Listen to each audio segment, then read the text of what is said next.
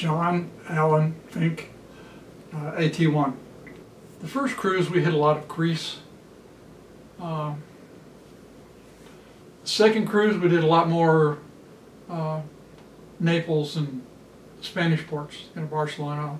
The main reason was we weren't really welcome in Greece anymore, because that was right after Greece invaded, was it Cyprus? And Cyprus started kicking their ass.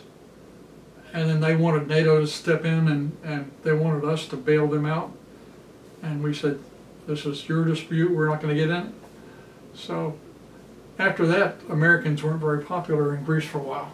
Actually, my first cruise, my first experience in Athens, I forgot to mention, I was standing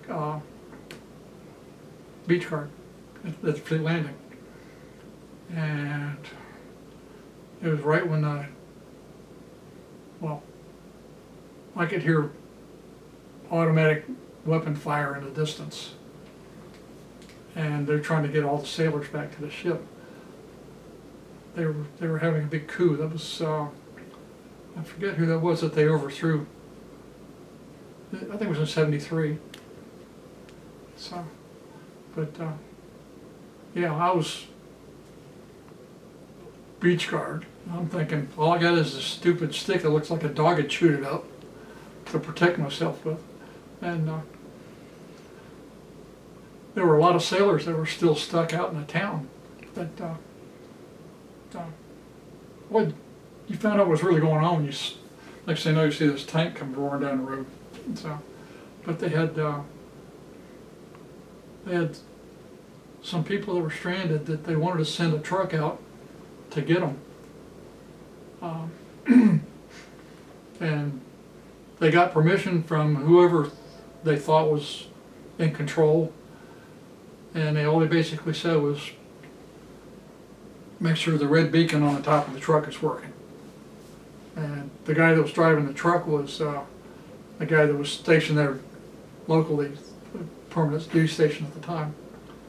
And the shore patrol officer asked for a volunteer to go with the driver to pick up the people, and he said, "You just volunteered," pointing at me. So, yeah. So we went up through town, and I don't know if you're familiar with the layouts in those places. They're little narrow streets, and the buildings are right to the corners. And this guy is flying through there in a van, and we come up to this one intersection. He slams on his brakes, and right before we get into the intersection, and this tank comes roaring across right in front of us. I don't know how he knew that tank was there, but if he'd have gone through, we'd have been run over. So, but it was a real situation. They basically told us, if you get stuck, don't resist. So, anyway, we're going out the other side of town, and there was a roadblock, which we were told there weren't going to be any roadblocks. But I pulled up there, and there was a bunch of guys standing around with submachine guns pointed at us.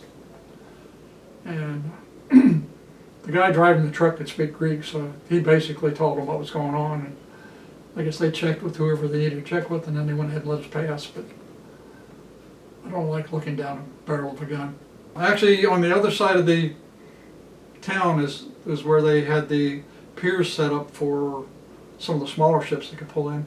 But in the Mediterranean, there are no deep water ports, so the carriers can't pull into port. They have to anchor out and use Liberty launches.